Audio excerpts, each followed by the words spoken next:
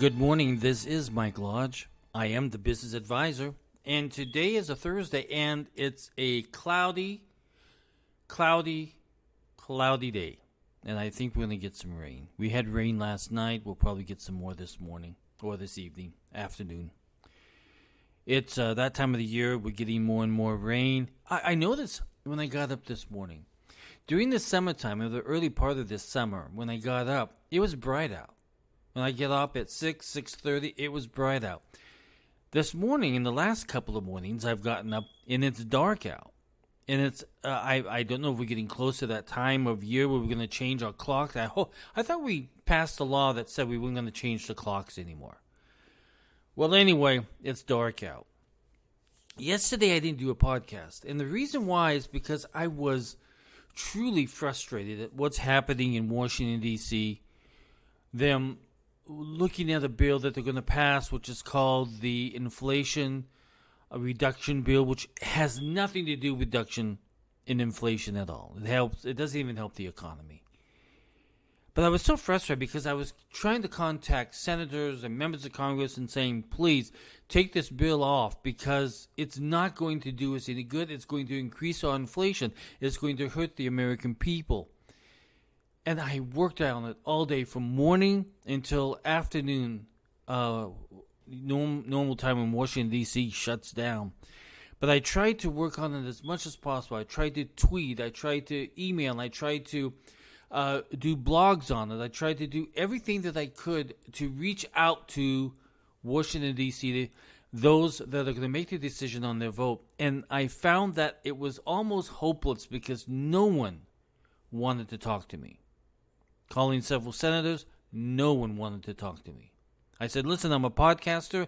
I do business and taxation, a podcast every single day, a business podcast. Talk to me. No one wanted to talk to me.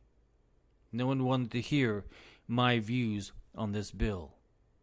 And so I tried to express it as much as I possibly could on Twitter. I tweeted all day yesterday. And I got a good response from people reading my Twitter blogs.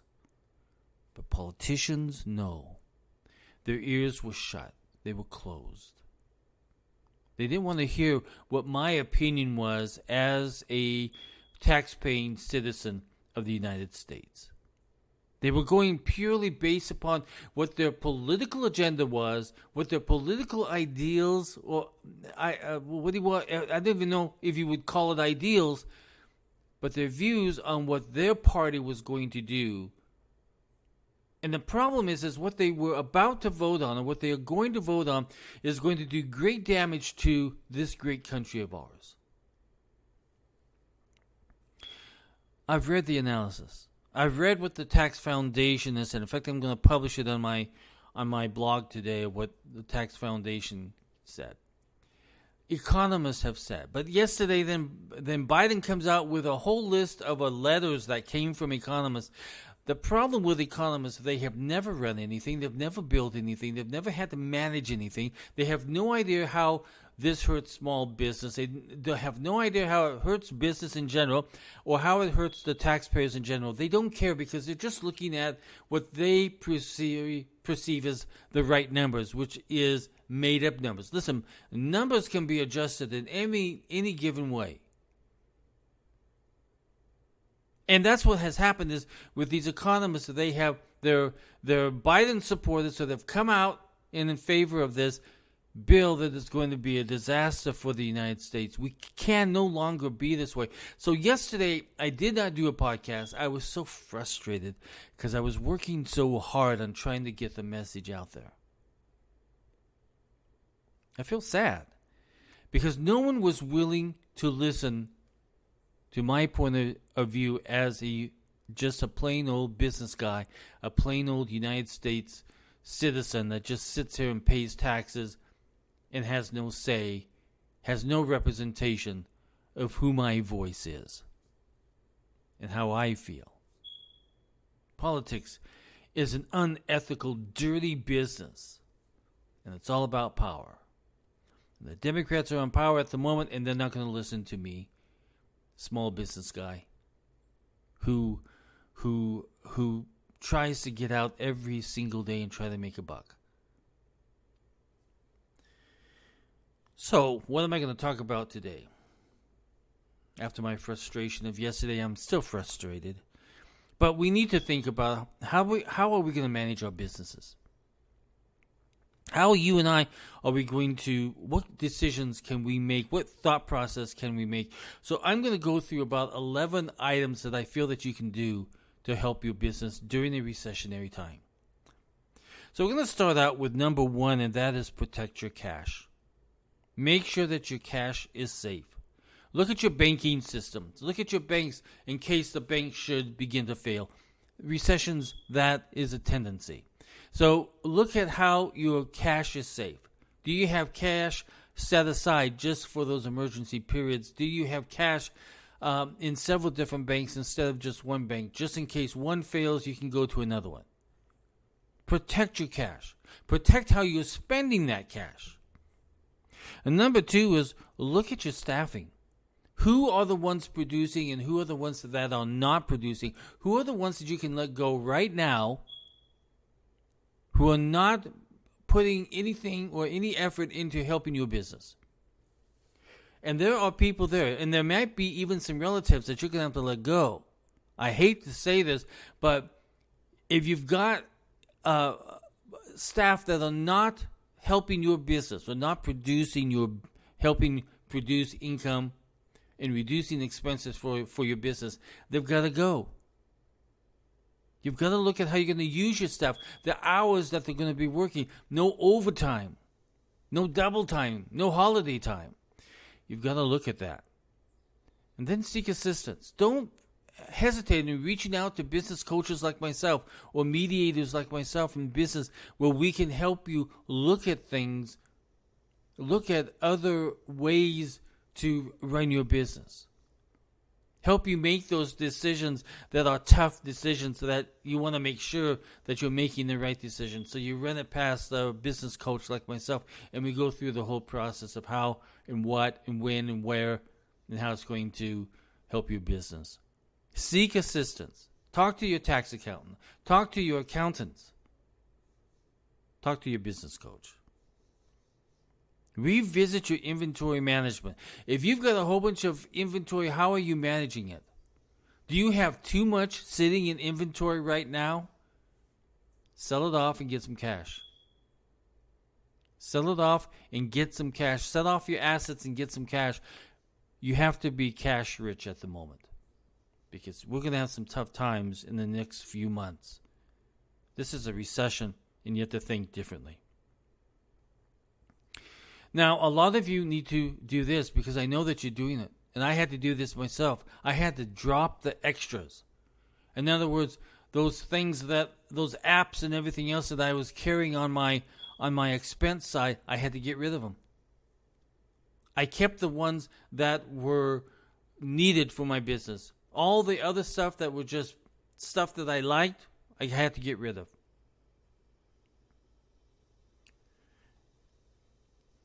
Going out to eat, going out for lunch, stopped it.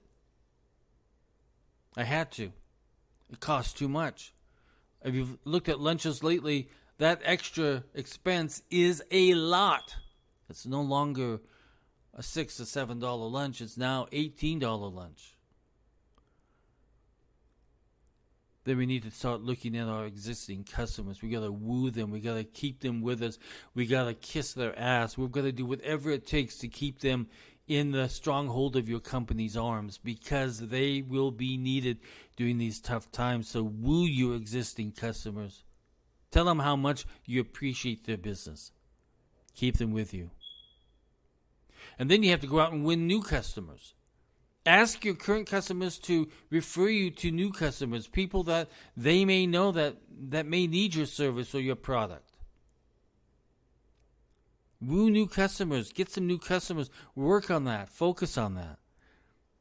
Keep marketing and building your networks. Keep looking at your social networks and your social media and going to business events. Keep doing that. Don't stop that.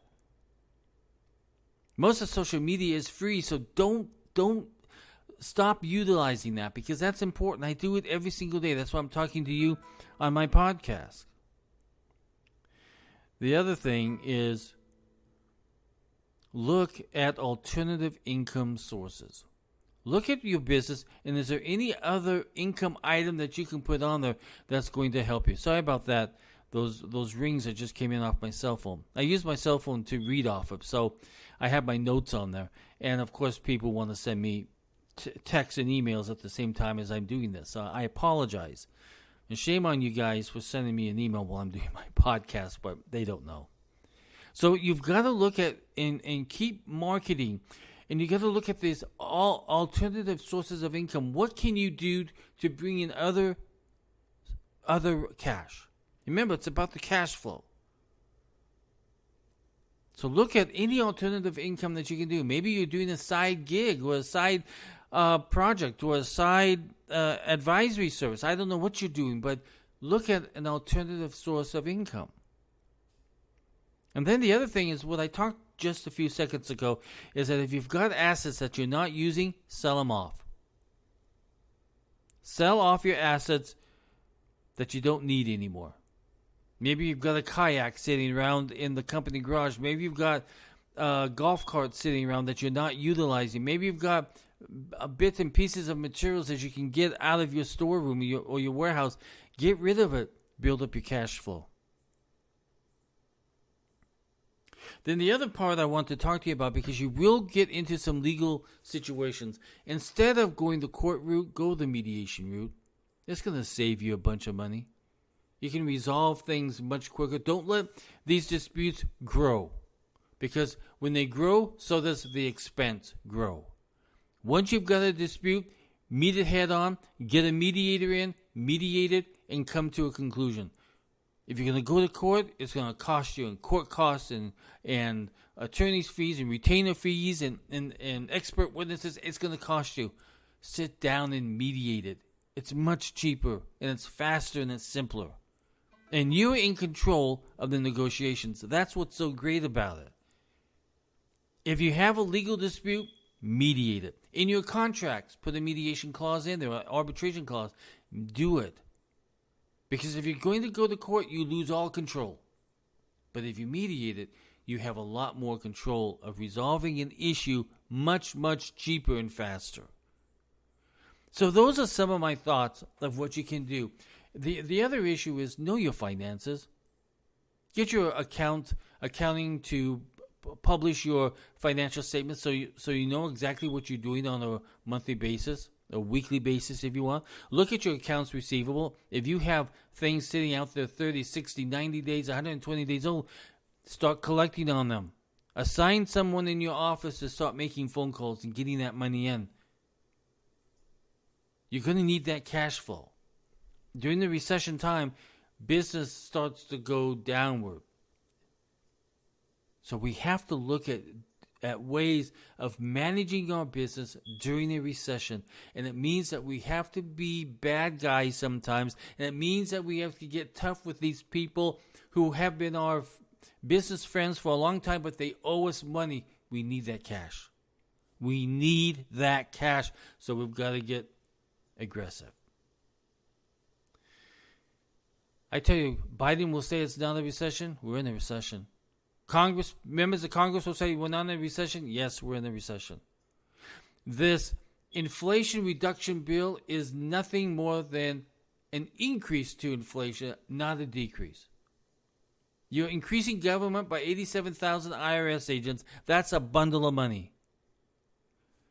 That's it for the day, people. If you have any questions, go to my website, www.lodge.co.com. Again, that's www.lodge.co.com. You can send me emails. You can schedule a 30-minute free advisory appointment. I'll be more than willing to sit down and help you guys out. This is Mike Lodge. Talk with you soon. Have a great day. Bye.